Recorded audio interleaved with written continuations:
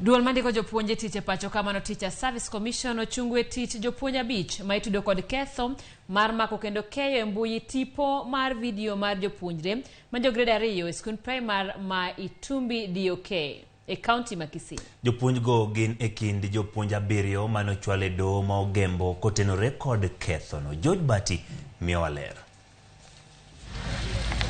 Kar saa 4 okinyi mar tich ang'wen, apisa mag obila chopo e doho ma Ogembo e kaunti ma Kisii gi jopuonj 7 mag skund primar ma Itumbi DOK.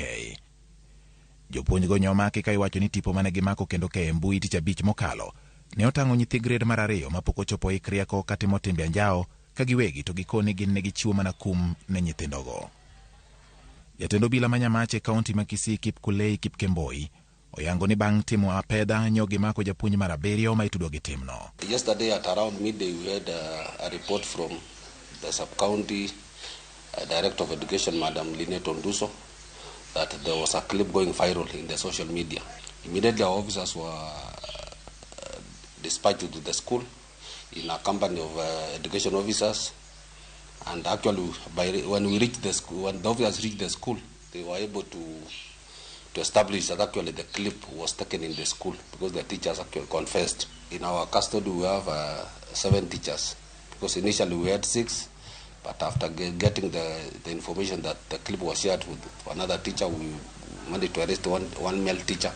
Now in total we have 7 teachers. Okinyi makawuono apisa mag okwach kich ne odayo dho jopuonjre 4 go ka otenre kod tipo mar video mane olak e mbui mar yango adier ewi wachno. Kaka yo mar reso nyithindogo ewi wich kuot kod dang'ni mag paro manyalo gore kuomgi, bad migawo mochung' ne kedo ne ratiro mag nyithindo e kaunti ma Kisii koro wuok oko mar neno ni ngima jopuonjre 4 ma yawuoyigo ni kare. As a department, we've only come up to talk with the children, to be with them, to see the effects that may have had on them on the way it was issued on the social media. We analyze and see if the children are traumatized, and if they are traumatized, we take them for some therapeutic sessions where the children can be free to be able to talk, because what was shown happening to them was very traumatic. To e alwora mar sikund primar ma Itumbi DOK, jogweng' koni wachno kawogi gi buok kendo mako dhogi. Tunataka kukondemu hiyo kitu yenye walimu walifanya. Tunasema ni mambo mbaya.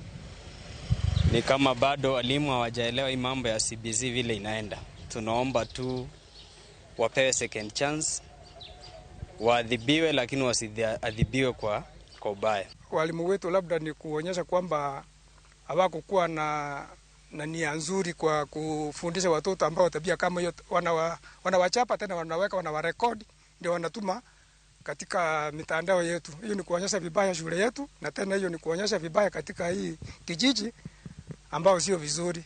Kinde winjo burano jayal buche doho ma Ogembo Paul Biwot ne ong'ado ne jopuonjgo idhi geng'ne gi nyaka kiny saa 3 onyango ka ibiro duokgi e doho mondo ng'ad ni poni ibiro wegi gi rambun kata oyo. Duol mar TSC bende koro miyo jopuonjgo ndalo 21 mondo gichwal ywak margi kaluwore kod chung ma koro chunggi godo e tich. George Bati, Ramogi TV. Hospitende